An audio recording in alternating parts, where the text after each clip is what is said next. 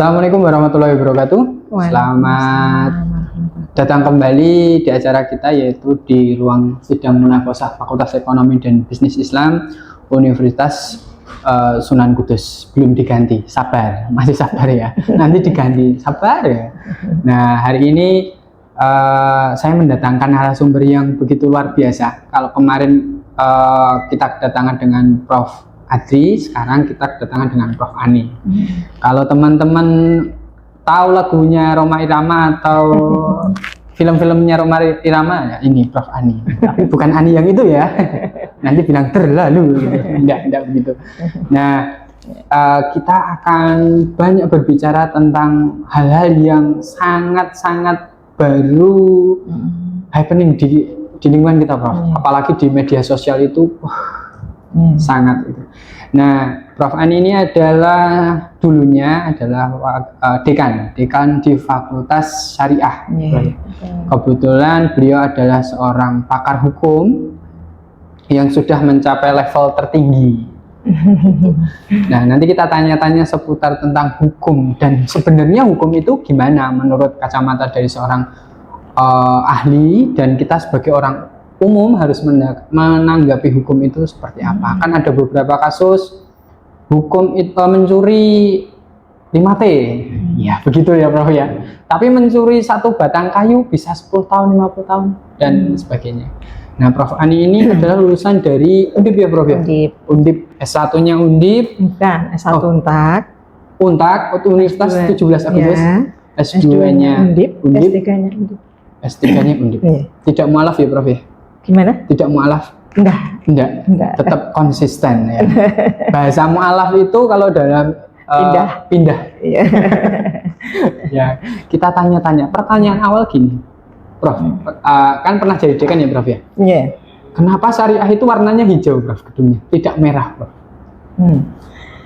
Kalau saya datang itu memang sudah hijau, karena gedung itu tidak per fakultas. Gedung itu menunjukkan lembaga. Oh gitu. Ya, jadi lembaga kita ini kan hijau, ciri khas Kemenak. Betul. Maka Fakultas Syariah hijau, tapi les plangnya itu merah. Oh gitu. Tetap ada nuansa merahnya ya, Bro? Karena itu menunjukkan Fakultas Syariah. Gitu. Oh gitu. Jadi, nah ini kenapa harus merah, Bro? Apa ya? Awal-awal ini saya juga pemilihan itu juga saya tidak tahu ya, karena saya menjadi dekan itu tahun 2019 memang sudah merah.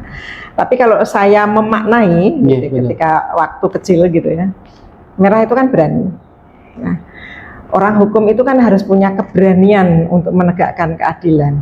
Menegakkan keadilan itu nggak mudah loh, harus ada keberanian. Betul. Nah, saya memaknainya seperti itu. Jadi Fakultas Hukum dengan dalam hal ini Fakultas Syariah menggunakan simbol warna merah itu agar punya keberanian untuk menegakkan keadilan. Karena ketika menegakkan keadilan itu pasti banyak rintangan. Nah, itu harus membutuhkan keberanian gitu. Oh gitu. Nah, terjawab ya. Akhirnya warna merah dalam simbol-simbol hukum ataupun syariat di beberapa perguruan tinggi itu terjawab karena berani gitu. Nah, pertanyaannya saja gini, Prof. Rasanya apa sih, Prof? Seorang ibu rumah tangga, seorang wanita sudah mencapai level tertinggi dalam dunia pendidikan. Rasanya? Iya, rasanya. Kalau saya itu menjalani hidup tuh mengalir. Ketika saya menjadi dosen, ya saya harus bertanggung jawab sebagai dosen, melaksanakan amanah sebagai dosen. Ketika saya menjadi ibu, juga saya harus amanah melaksanakan tugas saya sebagai ibu. Betul. Saya tidak punya mungkin kalau orang punya target gitu ya. Kalau saya tidak. Saya itu orangnya ngalir. Saya tidak pernah berpikir saya itu mendapatkan tugas tambahan sebagai dekan. Saya tidak pernah berpikir itu. Bermimpi tidak, karena saya merasa saya ketika di STAIN waktu itu saya itu orang umum, saya merasa second class. Jadi saya tidak pernah punya pemikiran. Tapi ketika pimpinan memberi amanah dan saya memaknai amanah itu dari Allah karena saya tidak pernah meminta, ketika saya menerima maka saya harus konsisten, harus melaksanakan amanah ini dengan sebaik-baiknya. Nah, untuk seorang dosen, gitu ya, jenjang tertinggi itu kan ketika dia sudah guru besar. Ya, guru besar. Maka tadi kaitannya dengan dosen, kewajiban saya adalah tadi mengalir untuk mencapai sampai ke guru besar. Ya. Karena itu adalah tahapan yang memang harus dilalui oleh seorang dosen. Betul. Tapi kalau kaitannya tadi jabatan, dekan itu memang tidak pernah ada strategi atau keinginan tidak. Nah, dan saya tidak pernah berpikir sampai 2 periode itu juga saya tidak pernah berpikir gitu ya. Maka ketika saya mendapatkan amanah itu ya sama maknai itu ibadah. Maka saya menjalankannya sebagai ibadah. Itu sebagai ibadah. Dan saya katakan di mana-mana ketika saya menjadi dekan, saya itu bukan sebagai seorang pemimpin, tapi saya hanya seorang ibu. Jadi saya menerapkan di Fakultas Syariah itu saya ibu. Gitu ya. Kalau ibu itu kan pengennya merengkuh semuanya. Betul. Ibu itu kan pengennya semua anaknya baik, anaknya sukses, rumah tangganya bahagia, sejahtera. Dan inginnya selalu bersama-sama. Dan itulah yang saya terapkan sebatas kemampuan saya itu seperti itu. Tapi tentunya dengan keterbatasan saya, pastinya ya, tidak bisa sempurna. Tapi itulah yang saya lakukan, gitu. Saya lakukan ya sebisa mungkin, gitu ya. Dan dulu waktu saya kecil gitu, memang bapak saya pernah kadang-kadang dulu tuh ini berlangganan majalah penyebar semangat, itu majalah bahasa Jawa. Di situ ada tentang kepemimpinan, gitu. Saya tanya gitu. Ya. SD sudah diajari romantisme tentang karena membaca itu, membaca penyebar semangat, di situ ada. Saya kan suka membaca, terus saya tanya maksudnya apa gitu ya, maksudnya apa? Ini maksudnya apa? Saya tuh kan orangnya sejak kecil suka pengen tahu gitu loh. Apa maksudnya apa? Lah itu dijelaskan. Nah ini kalau ditanya bagaimana tadi rasanya, sudah guru besar, sudah jadi dekan, ya bersyukur pasti ya. Karena tanpa anugerah Allah, tanpa tuntunan Allah, saya tidak akan mencapai itu. Saya tuh merasa, apalah saya sampai bisa itu tuh kalau nggak tangan Allah tuh enggak gitu loh. Jadi saya, ya Allah gitu ya, betapa besar karunia yang diberikan pada saya. Kaitannya untuk guru besar, karena banyak orang untuk guru besar itu sulit gitu ya. Alhamdulillah saya dimudahkan. Nah kemudian untuk jadi dekan tadi, karena saya niati aja ibadah. Gitu. Tapi berarti suka tentang kepemimpinan ataupun sehingga mengambil hukum itu memang dari kecil, bro? Tidak. Jadi saya itu berubah-ubah. Saya pernah punya Pak D gitu ya, yang dekat dengan saya itu jadi lurah. Waktu itu ada lomba desa. Di situ saya pengen jadi lurah. Kemudian saya suka nganter adik saya waktu TK gitu, saya pengen jadi guru TK. Kemudian jadi saya cita-cita tuh berubah-ubah gitu ya. Terus terakhir ketika mau mengambil kuliah, saya pengen arsitek karena itu saya suka gambar gitu ya, suka gambar gitu. Nah ketika hukum itu sebetulnya ya mungkin jalan Allah aja. Jalan Allah aja, udah daftar aja, keterima gitu, masuk gitu. Tapi tidak menghentikan semangat saya untuk kuliah di arsitektur. Saya masih cari kuliah arsiteknya extension gitu. Saya tuh masih berusaha cari sampai S3 saya terlambat tuh karena saya masih pingin kuliah arsitek dulu gitu loh. Tapi kan nggak ada arsitek yang extension. Sampai akhirnya anak saya, mama masa nggak pingin S3 gitu. Gitu. Ya sudah. Pada akhirnya arsiteknya ya sudahlah gitu. Ya sudahlah. Terus gitu. Ambil S3 itu ya, Bro. Ya. Tapi ya tersalurkan ketika bikin rumah, saya gambar sendiri, desain sendiri gitu. Berarti jenengan bisa AutoCAD gitu, Bro? Saya manual, saya bukan. Oh, maksudnya desain-desain manual gitu ya, Bro? Kan dulu waktu SMA ada mata pelajaran ini proyeksi, ada mata pelajaran apa yang desain gitu. Iya kan ada kan. Itu jadi saya desain sendiri, menghitung sendiri ini berapa. Berarti rumah impiannya tersalurkan melalui desainnya sendiri ya, Bro? Iya, meskipun harus berdebat dengan suami. Jadi tidak sepenuhnya selera saya. Iya. Oh gitu. Sebenarnya selera saya nggak seperti itu. Nah, itu. Rasanya kuliah di hukum itu gimana, Bro? Awal-awal agak ada shock culture gitu ya, karena saya dari IPA. Oh. IPA itu kan menghitung ya. Iya, betul. Ikatan Pelajar Anteng, Bro. Tadi makanya ada mata pelajaran gambar itu kan karena saya IPA gitu. Hitung gitu kan. Ketika ambil hukum banyak hafalan kan. Iya, betul. Gitu. Lalu saya tuh ya udah pakai nggak menghafal, maka saya kalau ada dosen yang harus hafalan titik koma sama tuh saya yang susah. Tapi kalau intinya ini dikembangkan tuh saya suka. Oh gitu. iya. Cuman menjadi suka di Fakultas Hukum itu kan karena berbenturan dengan kepentingan orang banyak. Nah, saya itu kan paling suka apa ya, maksudnya saya mempunyai arti, mempunyai apa peran di masyarakat ini saya suka. Nah, akhirnya saya mencintainya tuh karena oh ya kalau saya bisa menegakkan hukum, saya gini pasti saya banyak membantu orang. Itu yang memacu saya untuk suka di Fakultas Hukum, ya terus kemudian ikut kegiatan-kegiatan penyuluhan gitu waktu masih kuliah. Nah, itu yang membuat saya mencintai. Gitu. Ada pertentangan dengan hati nggak, Prof? Oh harusnya begini, tapi kok begini, harus begini? Banyak. Kalau ditanya hati nurani banyak, itu ya. Iya. Tapi cara mengatasinya gimana, Prof? Itu kan jenengan maksudnya sudah tahu secara ilmunya begini-begini, tapi praktek di lapangannya begini-begini. Pas waktu mahasiswa gitu, Bro.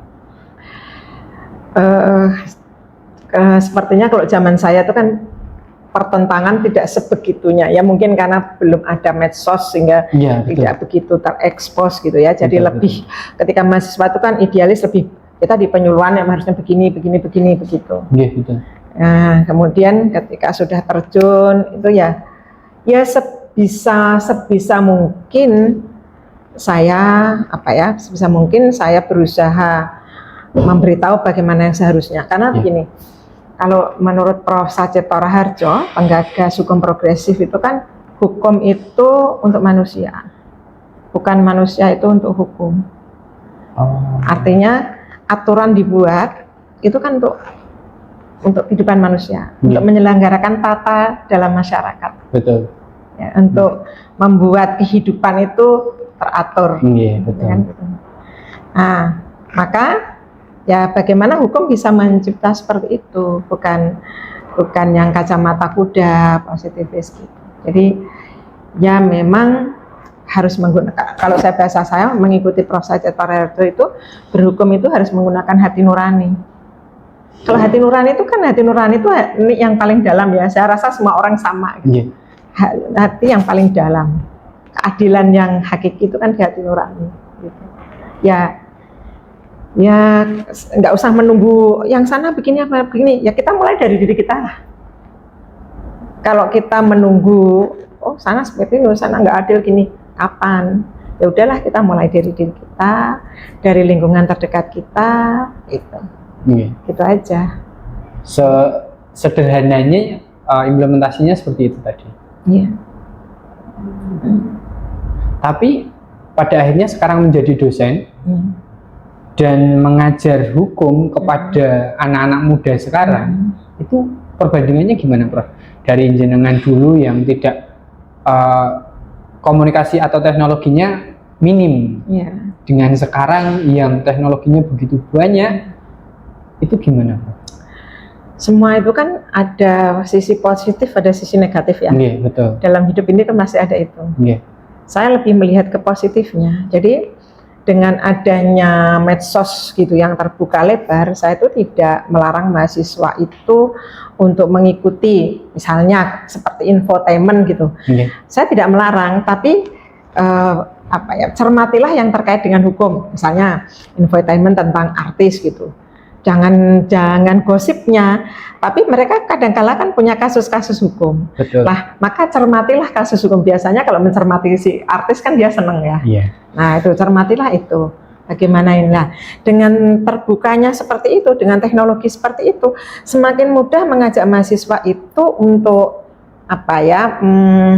mempelajari kasus per kasus gitu. Ketika misalnya saya hukum pidana mengajarkan tentang asas-asas berlakunya hukum pidana. Nah, kemudian ada kasus ini.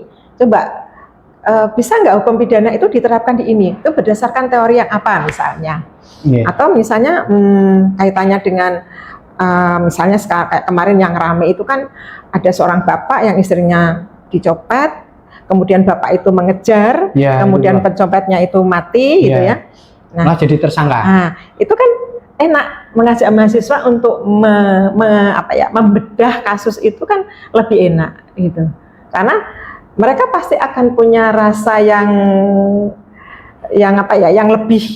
lebih fokus dibanding kalau dia nggak tahu tentang kasus. Nah, kalau ada kasus-kasus itu kan mereka enak. Jadi, aduh maaf ya, nggak saya silent. Jadi artinya apa? Artinya saya mengambil positifnya ini, positifnya dari dari medsos ini ya seperti itu. Justru untuk media pembelajaran. Seperti dulu ada kasus yang racun sianida. Iya itu bro. Itu kan di sidangnya live ya. Kalau mengikuti sidang itu kayak belajar hukum pidana, cara pidana 2 semester gitu. Maka mahasiswa ayo saya ajak gitu untuk melihat gitu. Terus nanti kita diskusikan, misalnya kapan sih seorang, apakah sih siapa dulu itu bisa dikatakan Jessica melakukan tidak pidana? Kapan seorang itu dikatakan dia melakukan tidak pidana? Apa unsurnya? Kayak dia seperti inilah, itu enak banget. Terus juga kasus dulu yang agak ramai itu di ILC. Yang Munir? Bukan, maksudnya KUHP awal itu kan ada rame ketika ini kumpul kebo dijadikan tidak pidana, cohabitation. Nah itu kan banyak pro kontra lah, itu di ILC kan juga ramai. Itu mahasiswa saya ajak lihat itu. Iya. Berarti belajarnya sekarang itu lewat itu ya bro ya. Jadi sebenarnya lebih enak, mahasiswa akan lebih tertarik daripada hanya mendengarkan teori. Teori tetap harus dibekali. Tapi kemudian langsung praktek menganalisis ini bagaimana sih? Gitu. Tapi gini bro, sekarang itu media sosial itu banyak sekali contoh kasus yang kemarin istrinya dijamret, pelakunya dikejar, ditabrak, akhirnya meninggal dan malah yang mengejar jadi tersangka. Banyak berita yang mengatakan bahwa ini begini. Terus kita sebagai anak muda yang tidak tahu hukum dan yang mesti anak-anak hukum tahu itu cara menanggapinya seperti apa?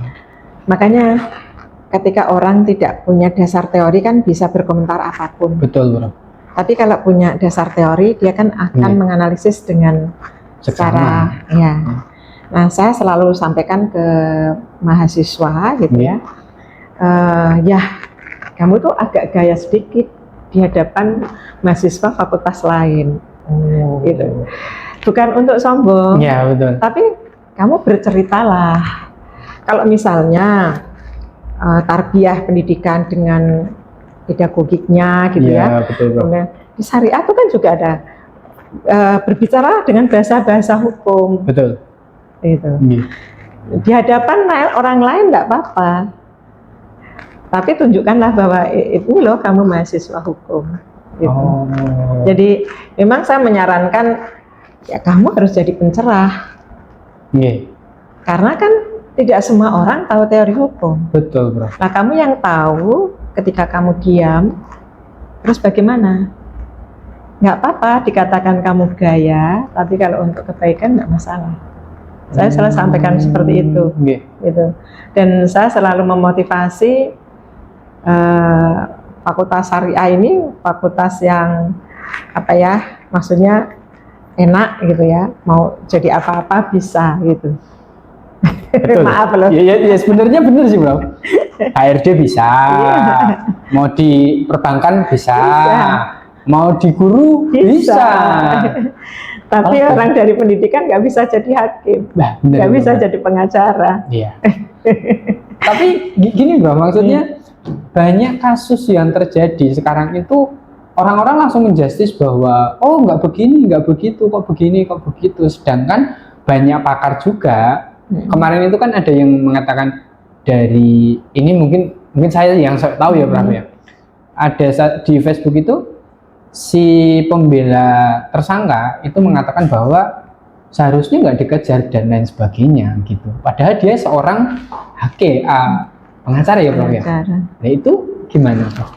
Ya begini ya. Kalau pengacaranya yang tersangka tentunya dia membela kepentingan tersangka meskipun sesungguhnya advokat itu tidak dalam rangka membela, tapi mendudukkan hukum yang sebenarnya, yang seharusnya. Tetapi pada prakteknya kan memang dia lebih mewakili kepentingan siapa yang menjadi wakilnya, kan begitu, ya kan? Tapi kalau dia tidak di posisi itu, mungkin kan dia tidak seperti itu. Ya siapapun orangnya, kalau istrinya dijamret, ya pasti mengejar. Iya betul. Ya kan, pasti mengejar. Dan itu tidak ada mensrea, tidak ada niat untuk membunuh kan. Iya. Dia hanya ingin ketika kamu berhenti kan nggak akan sampai seperti itu. Betul. Nah ini bro, dari beberapa kasus tersebut, ketika kita menyampaikan, kita sebagai ahli ataupun sebagai dosen ya bro, menyampaikan ke mahasiswa gitu, mahasiswa kita gimana bro? Padahal kan mereka ya secara idealis, baru idealisnya lah. Iya. Oh nggak bisa, harus begini itu gimana bro sebagai? Ya memang di diskusi kan yang kita harapkan kan memang banyak pendapat ya. Iya, pro kontra banyak. Iya, karena dengan mereka berpendapat, berargumentasi, pro kontra, itu kan membuat dia itu hidup, ya kan? Membuat dia itu ya berani berbicara. Nah, kemudian ya tugas kita sebagai dosen memberitahu dengan berdasarkan aturan yang ada dan berdasarkan teori yang ada. Walaupun nanti di debat kok begini, kok begitu ya, Prof ya. Tapi jangan, kalau namanya hanya asal debat, namanya debat kusir. Benar. Tapi kita debat kan harus berdasarkan teori dan aturan yang ada. Iya, betul. Nah, maka kalau diskusi itu pelajari dulu materinya, aturannya bagaimana, teorinya bagaimana, baru kita diskusi sehingga diskusi kita tidak debat kusir. Gitu. Tapi mengajari atau memberikan pemahaman dengan Gen Z, terus generasi milenial yang sekarang itu mudah nggak sih, Prof? Ya, bisa dikatakan mudah ya mudah, dikatakan susah-susah, yang jelas kan beda ya. Iya. Beda dengan generasi saya gitu ya. Apalagi saya. Ya. Generasi saya itu kan ditempa dengan segalanya tidak mudah kan. Betul. Kalau generasi sekarang itu kan segalanya ada kemudahan, bukan dimudahkan tapi ada kemudahan. Ada kemudahan. Ya makanya kita sebagai dosen, sebagai pendidik, sebagai pengajar harus memahami bagaimana karakternya, itu. Sehingga kita tadi dengan kalau dulu cukup misalnya diajari teori pakai PowerPoint apa cukup, sekarang tidak bisa seperti itu, kan begitu.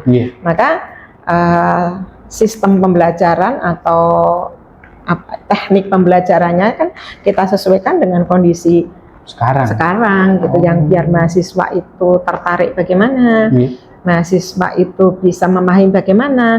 Karena kalau misalnya sekarang disuruh bikin makalah, mereka pakai AI, iya bro, ya kan, itu. Maka ya tadi kita ajak untuk mencermati kasus-kasus. Kalau kasus orang yang nggak kenal, dia nggak begitu antusias. Tapi kalau kasus itu yang viral, yang orang terkenal, yang public figure, dia akan lebih punya apa ya, atensi gitu ya untuk menggali ini kenapa sebenarnya gitu ya. Kan ya itu saya barangkali dosen yang lain punya cara yang berbeda dengan jenis mata kuliah yang berbeda, tentunya teknik yang diterapkan kan berbeda pula.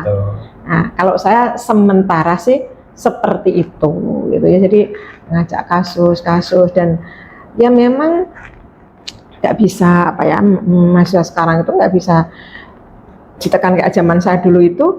Misalnya saya sudah nunggu di situ, dosennya masuk, kita masuk, dosen kamu terlambat keluar, gitu kan.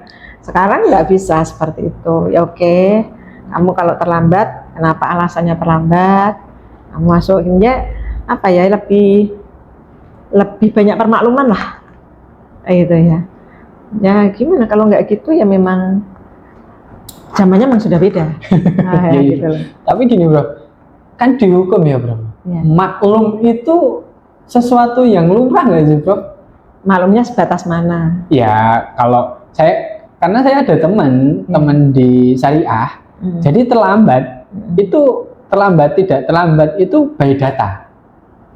Data kamu terlambat sekian menit, kamu harus begini. Oh saya masuk pada jam sekian, tanggal sekian begini. Gitu. Makanya pentingnya kontrak belajar itu kan biar tidak ada dusta di antara kita.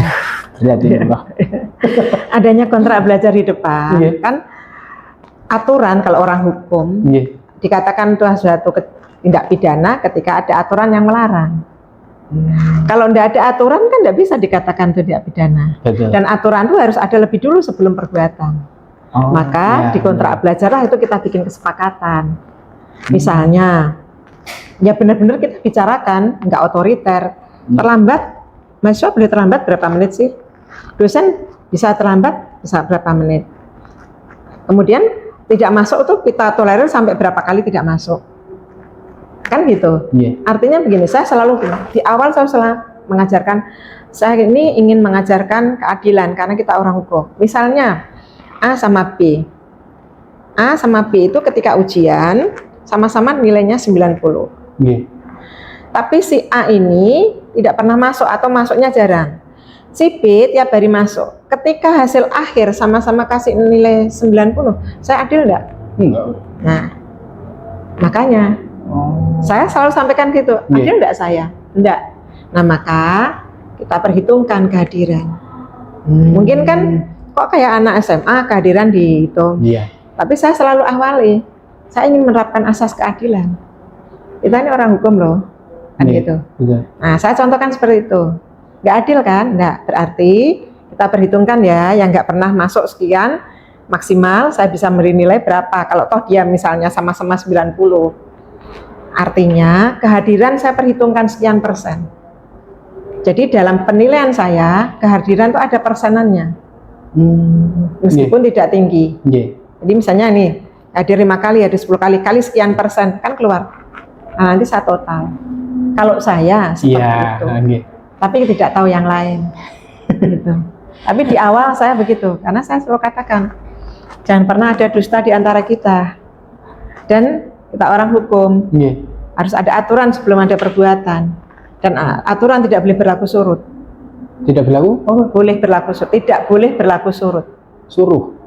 Oh, surut. Oh iya. Ke belakang. Tidak boleh, kecuali kan ada perkecualian. Boleh retroaktif tuh jika kan gitu. Nah, ini saya sampaikan. Nah, selalu di awal kuliah kontrak belajar saya sampaikan seperti itu. Unsur yang saya nilai ini. Saya sampaikan unsur yang saya nilai. Aturan main seperti ini, kehadiran seperti ini, absensi seperti ini. Boleh kok kamu itu, saya selalu katakan. Boleh tidak masuk, namanya orang kok nggak boleh. Karena ada udzur, ada apa. Tapi WA yang baik-baik, sampaikan begini. Yang aktivis gimana Bu? Boleh masuk, tunjukkan surat undangan. Kalau kamu ada rapat, ada apa. Saya juga dulu aktivis. Jadi saya nggak akan menghalangi orang jadi aktivis. Itu. Oh, berarti tetap ya Prof, nilai-nilai ataupun prinsip-prinsip hukum itu tetap diterapkan dalam awal kuliah ya Prof? Iya. Ya saya ajak diskusi, ajak apa ya, bicara seperti itu sih. Jadi mereka ya selalu tawarkan, dah berarti begini. Ada yang kurang setuju, Nggih. ada yang tidak, ada gimana silahkan. Kalau enggak bagaimana, kalau setuju bagaimana. Jadi sampai benar kontrak belajar tuh benar-benar kesepakatan. Berarti benar-benar negosiasinya dapat ya, Prof? Iya. Negosiasinya bukan berarti terus tawar menawar cari enaknya enggak Iya, juga. iya, Enggak juga seperti itu. Oh, gitu. Nah, ini, Bro. Kan tadi sudah disampaikan di depan. Enggak enaknya apa sih, Prof? Ngajar hukum itu? Enggak enaknya tuh ketika di masyarakat hukum tidak ditegakkan. Bahaya itu, Prof. Kan kayaknya kayak kita belajar seperti ini, tapi nyatanya begini, Bu, gitu. Nah, iya, Prof. Tapi kan ya meskipun hati saya bagaimana, tetap kan di depan mahasiswa, lah apalagi kita nggak belajar. Kan saya gitu kan. Yeah. Apalagi kita nggak belajar, apalagi kita nggak berusaha. Terus bagaimana? Gitu. Ya pasti kecewaan ada. Betul. Kadang-kadang kayaknya kok apa sih percuma kan seperti itu. Tapi kalau nggak begitu malah tambah parah lagi kan. Gitu. Nggak enaknya berarti lebih ke kita di lingkungan sosial kita ya, Bro? Iya. Kadang-kadang ya Allah, itu kan kadang-kadang ada rasa malu juga ke mahasiswa ya. Ketika kita mengajarkan seperti ini, tapi kenyataannya seperti itu, gitu kan, ada rasa pertentangan tadi ya, Bro? Iya, gitu kan. Gitu. Gimana? Nah, ini, Bro, tanya. Saya itu penasaran, kenapa kok ada satu buah kasus di Jawa Timur kalau tidak salah, ada nenek-nenek ambil satu batang kayu, dia dihukum beberapa tahun, tetapi ada orang yang mengambil katakanlah uang rakyat lah atau korupsi, dihukumnya sekian tahun. Maksudnya banyak istilah tumpul ke atas, tajam ke bawah. Itu sebenarnya iya atau enggak sih, Bro? Ya walaupun rahasia umumnya mungkin iya ya, tapi kalau kita sebagai akademisi melihat seperti itu gimana sih? Jadi begini, sanksi itu kan maksimal. Kita bicara KUHP lama, karena kemarin kan pakai KUHP lama ya. Yang KUHP baru ini kan baru berlaku kemarin tanggal 2 Januari. Nah, kasus-kasus itu kan masih pakai KUHP lama. Jadi saya bicaranya KUHP lama. Ya. Nah, di dalam pasal itu pencurian itu kan dikatakan maksimal. Nah, berarti rentang ini kan bisa saja dijatuhkan ini kan gitu ya. Jadi 1 hari sampai maksimal, misalnya 7 tahun misalnya. Kan bisa sampai itu, kan gitu. Nah, untuk sampai hakim itu menjatuhkan sanksi sampai misalnya maksimal atau tidak, itu kan banyak faktor yang berpengaruh, ya kan? Artinya di dalam proses pembuktian, kan ada nanti di dalam proses penyidikan itu kan ada yang namanya dicari tahu tentang motivasi, dicari tahu tentang latar belakangnya, kenapa terjadi itu, motivasi melakukan tindak pidana itu, cara melakukannya, gimana melakukannya, kapan melakukannya, itu harus dalam penyidikan itu harus jelas, harus ada semua seperti itu. Gitu, harus ada semua seperti itu. Karena penjelasan ini akan mempengaruhi hakim ketika memutus perkara. Nah, di Indonesia dengan KUHP lama itu menggunakan yang namanya teori negatif without teori. Artinya berdasarkan aturan dengan bukti-bukti yang ada di dalam aturan dan dengan keyakinan hakim. Nah, kalau memang hakim misalnya terbukti secara perbuatan dia terbukti, dia misalnya mencuri, barang siapa, ini pasal 362 ya, KUHP lama ya, barang siapa mengambil barang yang sebagian atau seluruh milik orang lain dengan cara melawan hukum dengan maksud memiliki, itu unsur-unsur tidak pidana pencurian. Itu terpenuhi semua. Jadi secara perbuatan terpenuhi semua. Kemudian ada mens rea atau ada kesalahan. Kesalahan itu bentuknya bisa kesengajaan, bisa kealpaan. Nah, kesengajaan untuk menentukan orang itu sengaja atau tidak, itu ada teorinya. Karena bisa juga kan pembelanya dia nggak sengaja. Ya, dia nggak sengaja. Nah, kesengajaan itu kan ada teori kehendak, ada teori pengetahuan. Kalau kehendak itu kan memang dia menginginkan akibat perbuatannya ini. Tapi kalau pengetahuan sebetulnya dia tidak menghendaki, tapi dia tahu akibatnya. Itu sudah dikatakan sengaja. Nah, itu akan sanksinya beda ketika dia alpa, karena kealpaannya. Nah, ini yang akan berpengaruh pada putusan hakim tadi. Nah, kemudian tadi dikatakan misalnya korupsi. Kalau korupsi pakainya undang-undang kan bukan undang-undang pencuri, bukan pasal pencurian, pasal tindak pidana korupsi. Nah, itu kan dia juga kalau korupsi itu kan pembuktian terbalik. Jadi ketika dia dituduhkan berarti dia harus mengatakan bahwa tidak melakukan. Dia harus mencari bukti-bukti bahwa dia tidak melakukan. Harus seperti itu gitu. Nah, maka lagi-lagi kan bagaimana di proses pembuktian ini dengan rentang waktu ini gitu ya. Nah, maka kan tadi saya katakan hakim harus menggunakan hati nurani. Ketika tahu misalnya ada seorang pencuri yang tadi hanya kayu tadi dicuri karena misalnya orang itu karena benar-benar nggak punya. Kan pernah dulu ada kasus mencuri standan pisang, tapi karena apa? Istrinya mau melahirkan, anaknya sakit apa? Berarti dia kan kondisi kepepet. Bukan karena memang dia hobi mencuri kan, bukan mata pencaharian. Ada loh mata pencaharian mencuri itu ada. Itu tentunya sanksinya beda dengan orang yang dalam kondisi kepepet itu kalau hakimnya pakai hati nurani. Pasti harusnya beda. Ya kondisi seperti itu kan faktor-faktor yang memperingan dan faktor-faktor yang memperberat. Faktor memperberat antara lain residif, tidak kooperatif, tidak santun itu kan memperberat. Yang meringan tadi ketika latar belakangnya, motivasinya itu juga seperti itu. Jadi apa ya hal-hal seperti itu yang mempengaruhi putusan. Gitu. Maka kadang-kala tidak bisa dibandingkan satu persatu karena proses ini beda-beda ya. Beda-beda gitu. Artinya dalam proses pembuktian gimana sih? Apakah memang orang itu tidak apa ya? Karena ada yang memang dulu waktu saya ambil riset S2 itu di LP itu saya baru masuk nulis buku kan di LP itu. Terus yang sipirnya tuh ada perempuan pakai kebaya 2 gitu di sini. Sipirnya tuh nanya gini, kowe neh mbok, nggih Bu, kena piro? 3 bulan Bu. Saya tuh heran apa? Setelah saya tanya, ternyata dia copet-copet Johar Semarang waktu itu masih Johar masih ada. Jadi dia ketika masuk penjara itu kayak ya sudah biasa gitu ya. Sudah masuk aja kayak hotel gratis aja. Ditanyanya tuh ya enak, kowe neh mbok, nggih Bu, kena piro? Anulan Bu gitu. Kayak nggak ada beban ya. Itu kan berarti dia memang apa ya? Niat jahatnya ada. Itu loh, ya kan harusnya sanksinya beda kan seperti itu harusnya, tapi lagi-lagi tadi kan karena kita tidak hanya aturan tapi juga berdasarkan keyakinan hakim, keyakinan hakim itu kan juga berpengaruh pada putusan. Gitu. Jadi tadi istilah tajam ke atas, tajam ke bawah, tumbuh ke atas itu benar nggak? Ya ada benarnya. Tetap ada benarnya. Tetap ada benarnya. Kalau misalnya begini.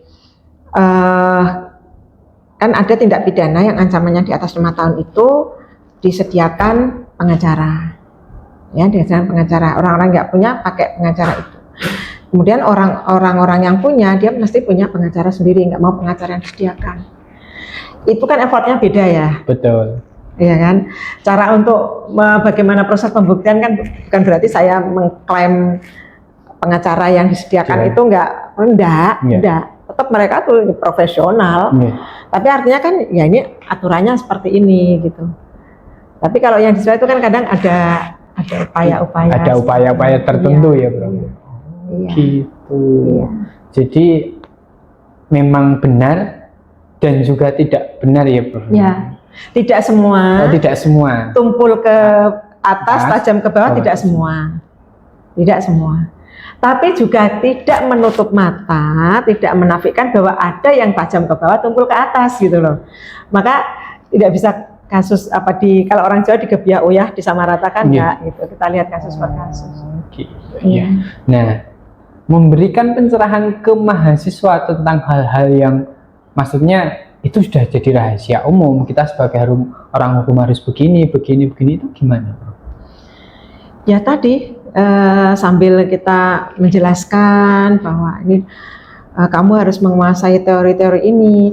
Teori-teori ini paling tidak kalau orang hukum tuh secara mudahnya kan paling nggak jadi pengacara, jadi hakim, jadi jaksa kan gitu ya.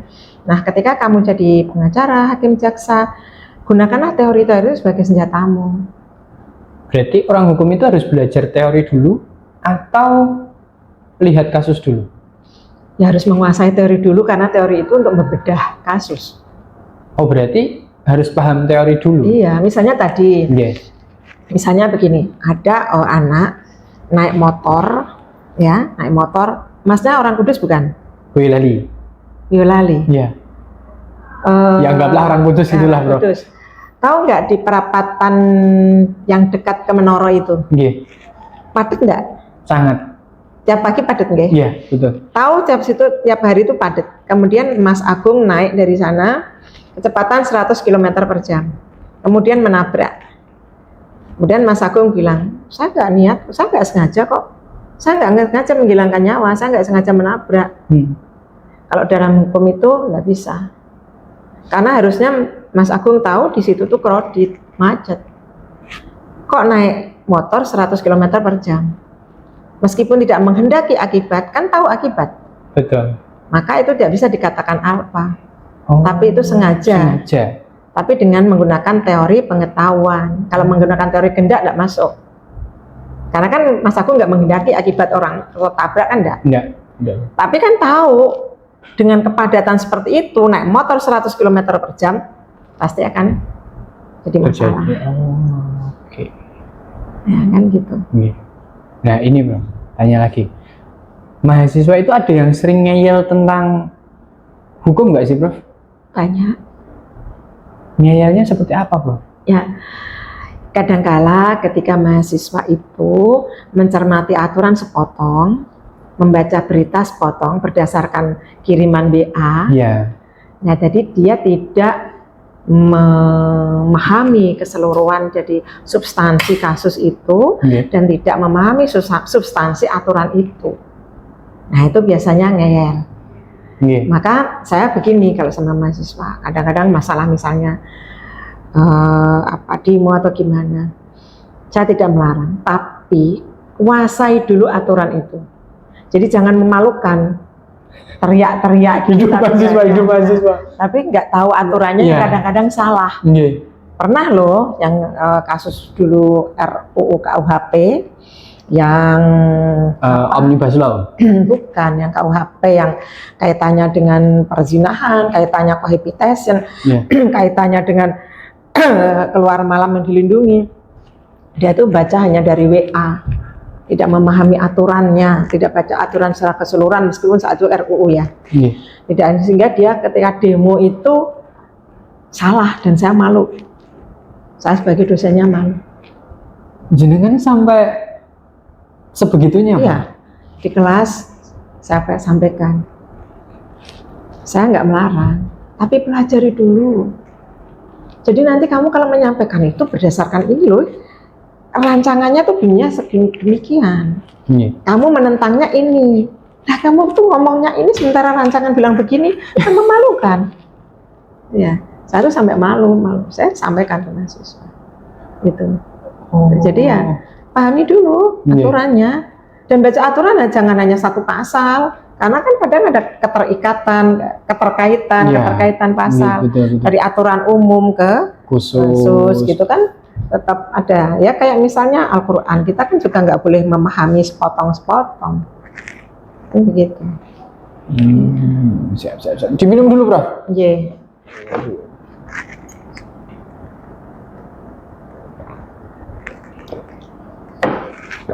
Nah, kembali lagi bro. Mau tanya ini bro, ada mahasiswa ngeyel, tentunya pasti ada mahasiswa yang sok-sokan juga. Ini beda ya Prof ya? Antara yang ngeyel sama sok-sokan. Ya, kalau yang sok-sokan itu gimana Prof? Apa orang hukum gitu? Ya, saya selalu mengapresiasi setiap ekspresi, tapi kemudian ya saya arahkan gitu ya. Itu kan ekspresi ya. Iya, betul. Ya, saya semula ya saya apresiasi aja, tapi kan saya arahkan. Bedanya dosen dengan Google kan seperti itu. Ketika kita bisa mengarahkan, ketika bisa saya selalu kalau ngajar saya sisipkan moral, akhlak. Karena kalau enggak, saya lebih pintar Google-nya dibanding saya. apalagi sekarang AI merajalela, Bro. Iya. Nah, maka beda saya apa? Ya ketika saya pesan moral, akhlak, budi pekerti itu selalu saya sisipkan. Ketika kamu nanti jadi penegak hukum, jadi aparat hukum, kamu harus begini, kamu harus begini. Sampai ada yang masuk ke saya gini, kalau orang Jawa itu ojo golek jenang sih, golek jenang ketika dia nanti jadi pengacara. Nah, waktu mahasiswa itu diminta mengisi itu ternyata ingat apa yang saya sampaikan. Artinya ya kalau orang Padang itu istilahnya kalau makanan enak sampaikan ke yang lain, kalau nggak enak bilang ke kami kan gitulah. Kalau orang Jawa ojo golek jenang itu cari kebaikan nama. Kalau nama kamu sudah baik, sudah terkenal, itu jenang itu materi itu akan datang sendiri. Maka kamu itu jadi pengacara ya harus baik-baik, harus apa gitu ya, jangan menyusahkan. Nanti itu pasti akan disampaikan, jangan pakai pengacara ini, dia mau uangnya aja tapi enggak. Iya, betul, gitu. betul. Tapi kalau kamu baik, pengacara ini loh, dia benar-benar perjuangkan kita, dia gini pertimbangan hukumnya bagus, dari hukumnya bagus, akan disampaikan ke yang lain. Gitu. Oke. Nah ini Bro, tanya lagi Bro. Jangan kan menurut riset yang kami lakukan, terutama saya, Prof. Ani ini sangat dicintai oleh masyarakat syariah, dalam artian dicintai karyawan, dosen, ya. Banyak teman-teman saya yang ada di syariah menyatakan Prof. Ani itu friendly, benar-benar sebagai seorang sosok keibuan yang mau merangkul, mau ngajari, mau meluruskan, ya. Kayak mereka itu dianggap sebagai anaknya. Ternyata itu yang disampaikan teman-teman dan masyarakat syariah. Tapi pertanyaannya gini, pernah marah nggak sih Prof di kelas? Pernah, saya manusia biasa. Marahnya kayak apa Prof? Saya pernah marah itu ketika COVID. Saya sarankan pakai masker. Itu nggak mau. Jadi semua pakai, ada berapa gitu nggak pakai. Saya marahnya karena apa? Karena dia membahayakan orang lain. Karena dia membahayakan orang lain. Kamu kuat, tapi belum tentu temanmu itu kuat. Gitu. Itu saya marah itu. Marah saya.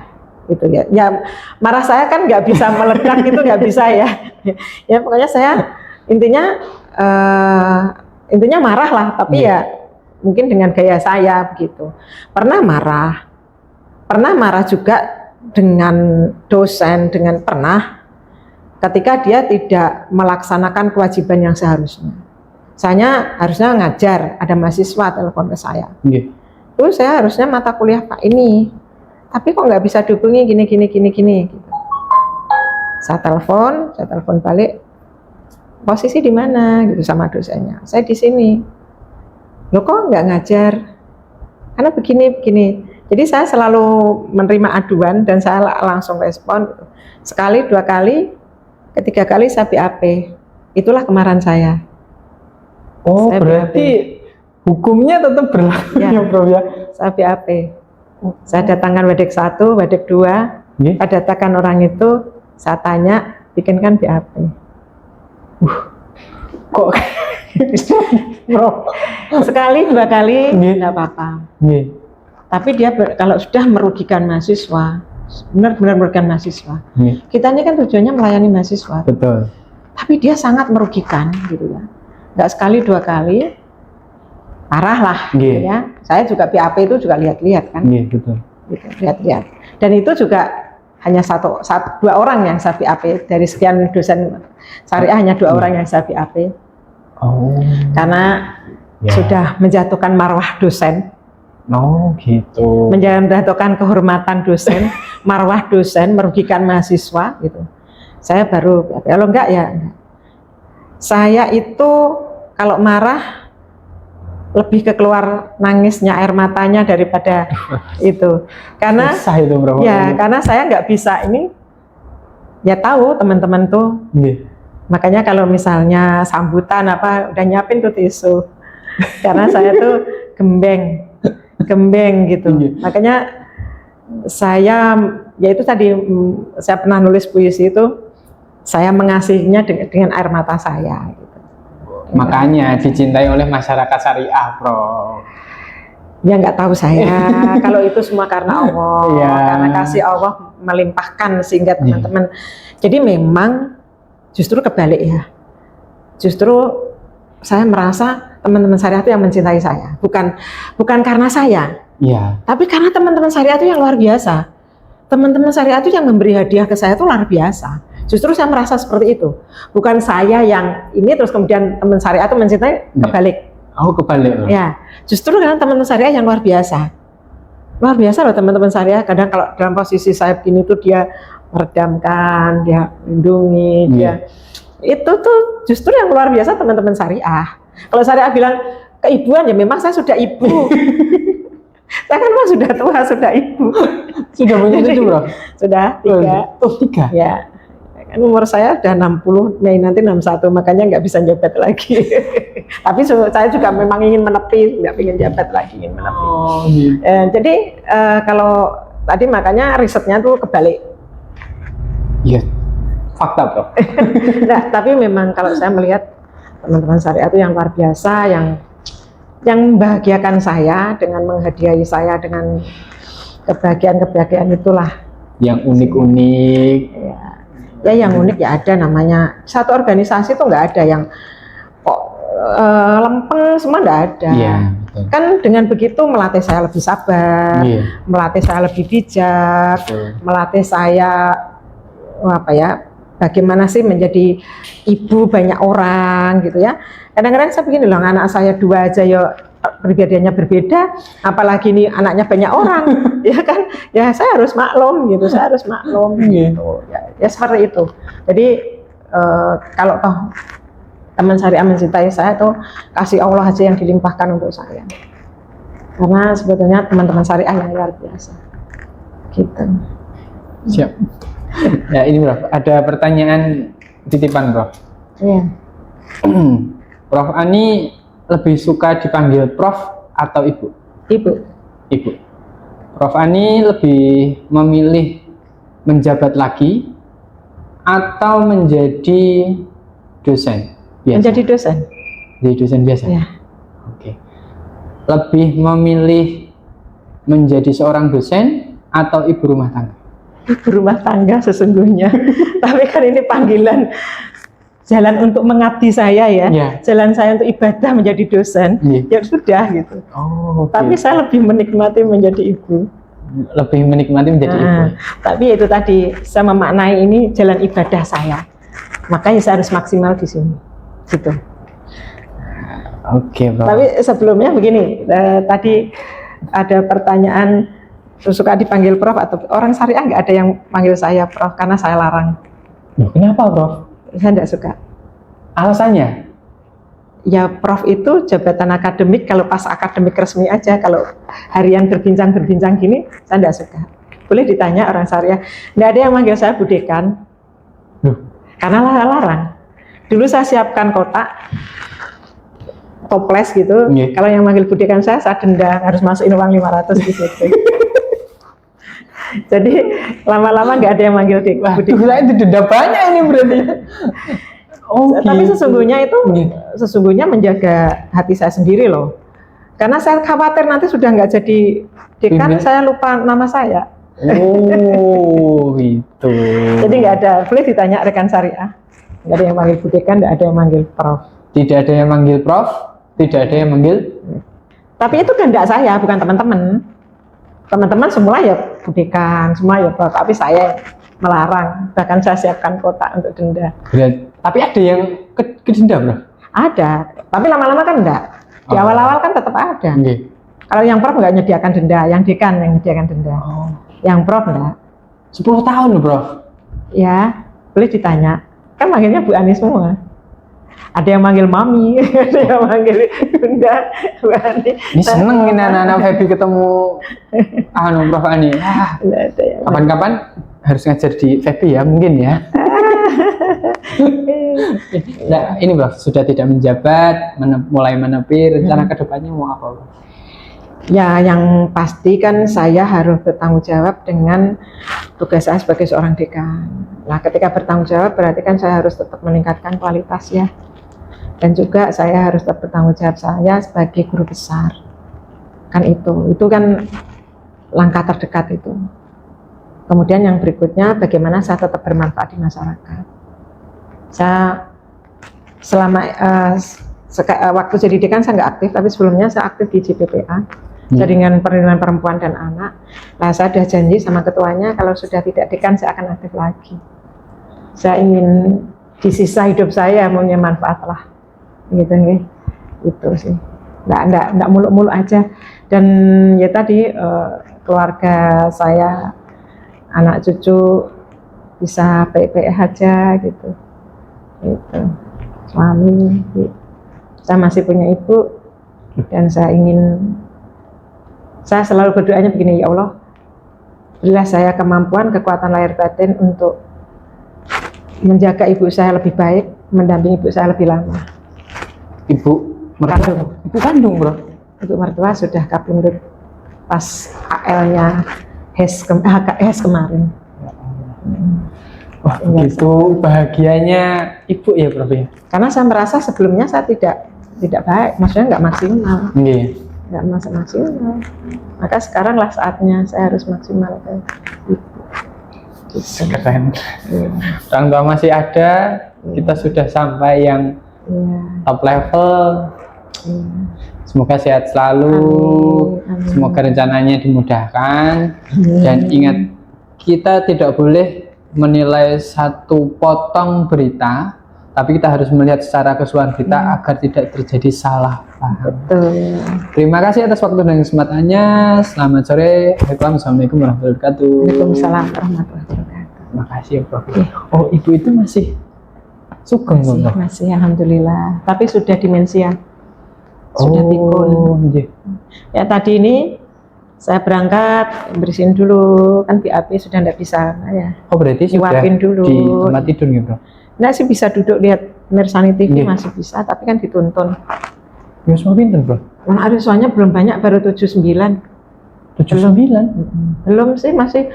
Soalnya bude saya, mbaknya ibu masih lebih sehat. Masih lebih sehat. Ibu mertua saya kabundut juga sudah usia 90 lebih sehat. Ibu saya itu kenapa begitu? Karena bapak saya, ibu itu sama bapak itu kan dulunya kemana-mana berdua. Jadi ketika bapak kabundut itu kayak separuh nyawa hilang. Jadi sudah nggak punya semangat hidup lagi. Sudah nggak mau seneng-seneng lagi. Sudah apa? Jadi turunnya langsung set-set. Sementara anaknya sibuk semua. Kami cuma bertiga perempuan. Saya yang anak pertama, adik saya nomor 2 dokter di Pekalongan spesialis, yang nomor 3 notaris. Semua sibuk semua. Ibu saya kayak kesepian. Nah, itulah saya merasa satu berdosa. Gitu. Saya merasa yang membuat ibu demensia itu saya. Karena dengan kesibukan saya, biasanya ibu sama bapak kemana-mana berdua. Runtang-runtung kan ya berarti. Jadi kayak separuh nyawanya hilang, terus langsung seret-seret turun. Sementara budi saya masih seger, masih bagus. Bule saya adiknya bapak seusia ibu masih kegiatan pengajian kemana-mana, organisasi kemana-mana masih. Gitu. Ya, jadi saya merasa saatnya ini menebus. Kemarin 9 tahun, 8 tahun maaf. 8 tahun sudah di kampus. Lumayan itu. Ya, saya di kampus itu paling cepat pulang tuh 4:30, paling cepat, tapi biasanya jam 5. 5:30 ya paling cepat, tapi seringnya jam 5 sampai 5:30. Dan tidak pernah pulang dulu di siang, nggak pernah. Nah ini Prof, tanya Prof, jenengan asli Kudus nggak Prof? Kalau ibu Kudus, saya lahirnya Semarang. Bapak saya Demak, jadi saya blasteran Kudus sama Demak. Indo saya. saya lahirnya di Semarang. Ini Prof, saya mau tanya. Jenengan kan jadi dekan. Kerja itu memang dari pagi sampai siang di kantor, atau ngajar pulang, atau ya ke kantor itu wayah ada rapat, ada apa? Boleh ditanya orang syariah. Saya setiap hari tidak pernah pulang. Berarti wayah kerja ya kerja di kantor. Dari pagi sampai jam itu saya nggak pernah pulang, kecuali misalnya di telepon Tapi paling selama 8 tahun tuh jadi 10 aja nggak ada. Gitu. Saya selalu di itu. Saya nggak, ya, misalnya saya sebenarnya sudah selesai pekerjaan, Tapi ketika tendik belum selesai, saya nggak akan pulang. Makanya dicintai sama warganya, bro. Ya, kayaknya kok nggak tega ya, mereka bekerja untuk saya kok saya pulang duluan. Ya saya tungguin. Sebenarnya saya sudah selesai nungguin mereka, kecuali sampai setengah 6. Aduh, pulanglah ini Bu Ani, ini nanti misalnya suami mau apa-apa, udah besok lagi kayak gitu. Ya yang baik tuh teman-teman. Kalau yang lain-lain kan jam 4 pulang, teman-teman saya enggak. Ya, kalau saya yang bukan asli orang sini, bro, lihat ritme kerja orang kampus, aduh kok ini ya, ngajar pulang ke kantor kalau pas ngajar doang atau pas rapat. Jadi kan saya yang orang tidak terbiasa seperti itu, ketika di sini bertentangannya kan. Saya enggak, boleh ditanya, saya nemenin mereka. Kadang-kadang sampai pun Bu Ani kondurian gitu, sampai teman-teman kadang gitu. Nggak tega ya, saya enggak tega gitu. Nah, makanya saya pernah kan di status itu, ketika kamu bekerja melebihi apa yang seharusnya kamu kerjakan, kamu nggak usah risau. Itu tabungan. Allah itu maha melihat loh, dan itu dicatat Allah. Kamu itu risau ketika kamu bekerja kurang dari yang seharusnya, karena itu hutang. Dan itu dicatat Allah. Allah maha adil. Allah akan menagih dengan caranya. Aduh, bahaya ini buat saya ini. Saya selalu begitu ke teman-teman. Kalau kamu lebih, kamu usah risau. Kok lebih? Harusnya begini. Kamu bersyukur diberi kesempatan untuk menabung. Justru kalau kamu kurang, yang seharusnya 100, kamu baru mengerjakan 80, itu yang harusnya kamu risau. Karena itu hutang. Dan Allah itu maha adil. Kalkulator Allah nggak pernah rusak loh. Enggak. Iya. Dan Allah akan menagih dengan caranya. Saya selalu sampaikan ke teman-teman seperti itu. Gitu.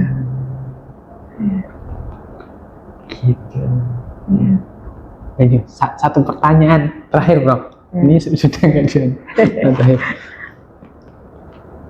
Gimana caranya seorang Prof. Ani yang begitu banyak pengalaman menghadapi anak muda atau dosen-dosen muda, terutama kayak saya? Saya kan orangnya kalau nggak suka sedikit atau kurang cocok pasti saya sampaikan, entah dia sakit hati atau enggak, atau dia cocok atau enggak, yang penting saya sampaikan biar saya lega. Ya, Prof menghadapi orang yang semacam itu gimana, Prof? Enggak apa-apa. Saya lebih baik gitu daripada di depan saya bermanis-manis, di belakang saya. Iya. Terus saya malah nggak suka. Kan jadi saya nggak bisa memperbaiki diri saya.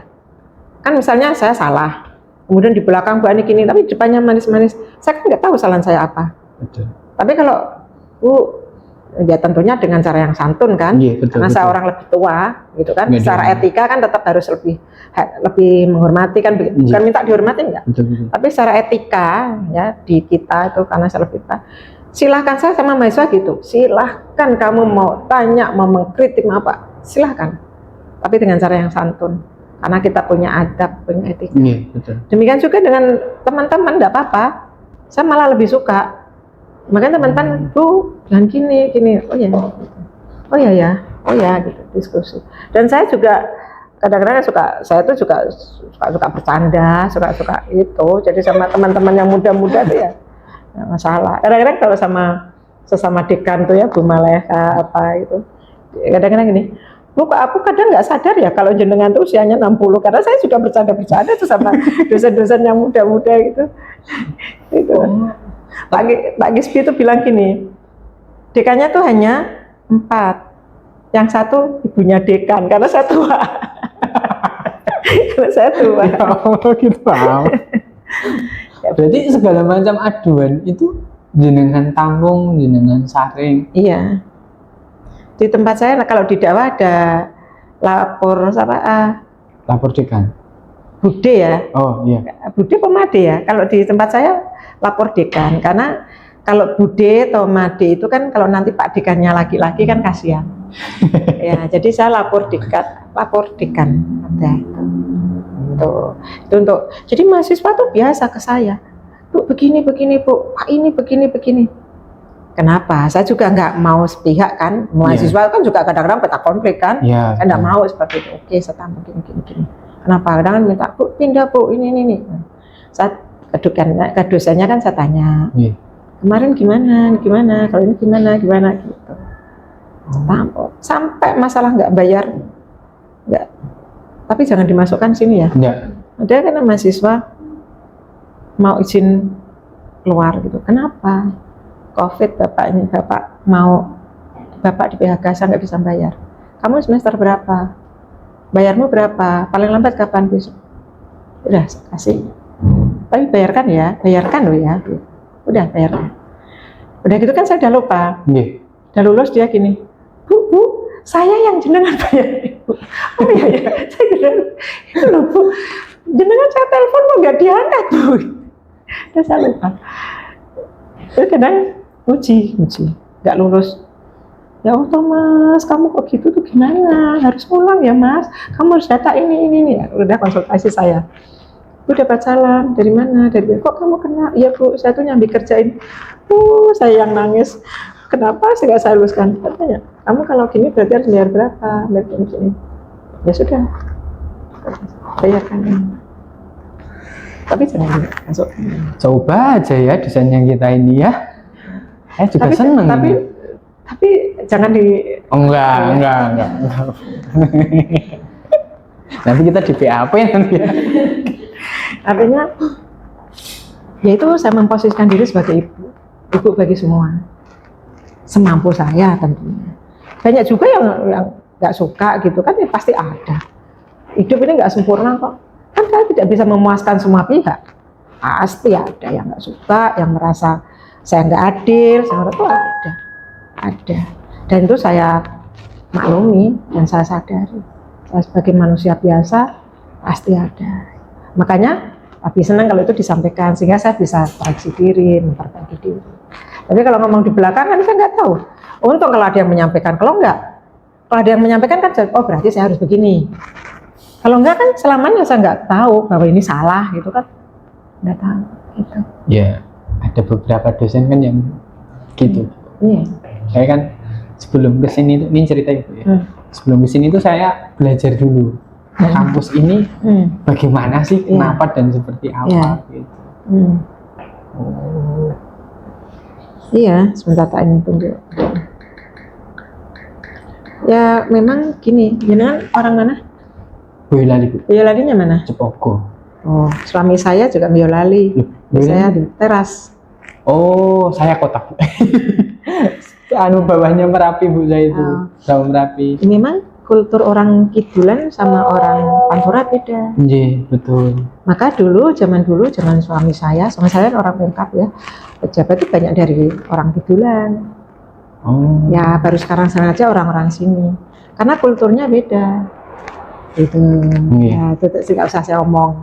Sudah bisa merasakan gimana kulturnya. Gitu kan? Tuh, tapi ya makanya kadang-kadang saya kayak misalnya akreditasi, nggak mau apa mikir akreditasi, mikir dunia. Saya bilang salah, justru akreditasi itulah ibadah kita, justru kita mikir akhirat. Karena apa? Dengan akreditasi kalau bagus itu manfaat untuk mahasiswa, manfaat untuk lembaga kita, manfaatnya. Oh gitu. Berarti saya baru menemukan konsep jenengan yang sebagai seorang pemimpin yang saya tahu ya Prof ya. Ketika kerja itu ya di kantor. Boleh ditanya kok sama teman-teman syariah. Sudah Bro. Sebelum ini saya sering ngobrol sama Mas Munir, terus Pak Marif.